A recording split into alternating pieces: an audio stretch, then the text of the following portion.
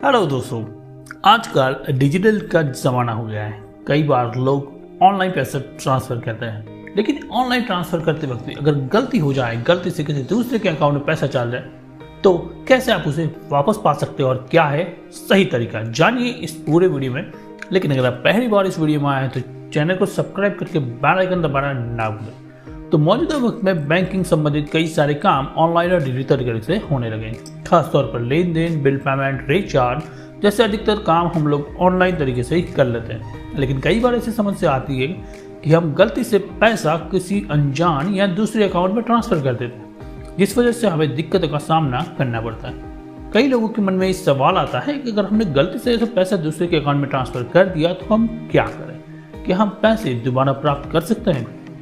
आइए जानते हैं, अगर हमने गलती से किसी दूसरे अकाउंट में पैसा भेज दिया है तो इस स्थिति में क्या किया जा सकता है। आरबीआई क्या कहती है।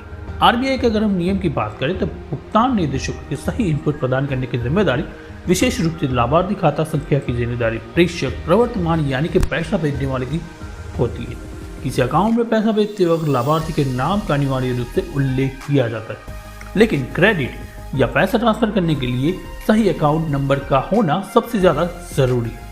यही प्रक्रिया या शाखाओं में होने वाली लेन देन अनुरोधों और ऑनलाइन वितरण के माध्यम से मार्केट उत्पन्न होने वाले दोनों के लिए समान लागू है। पैसा ट्रांसफर करने वाले को यह सुनिश्चित करना चाहिए कि उसने जो अकाउंट नंबर दर्ज किया है वह सही हो। अगर पैसा ट्रांसफर करते वक्त आपने लाभार्थी के अन्य विवरणों को गलत भरा है तो लेन देन रद्द होने की संभावना भी हो सकती है।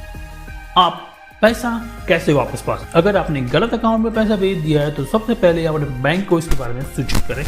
इसके लिए आपको बैंक में शाखा में भी जाना पड़ सकता है।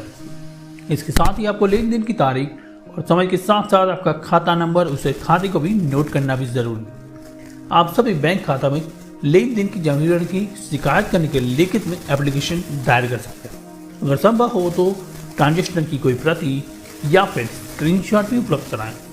बैंक आपको शिकायत के आधार पर बैंक अकाउंट की जानकारी उपलब्ध कराएगा जहां पर पैसा भेजा जा सके। आप प्राप्तकर्ता से पैसा वापस भेजने के लिए भी आग्रह कर सकते हैं, और अगर फिर भी आपको पैसा ना मिले तो आखिर में आप कानूनी कदम क्या उठा सकते हैं। अगर प्राप्तकर्ता आपको पैसे भेजने से मना कर देता है तो आप इसके खिलाफ कानूनी शिकायत दर्ज करा सकते हैं। इसके लिए आपको बैंक में से मिली प्राप्तकर्ता की लिखित जानकारी का होना बहुत ज़रूरी है।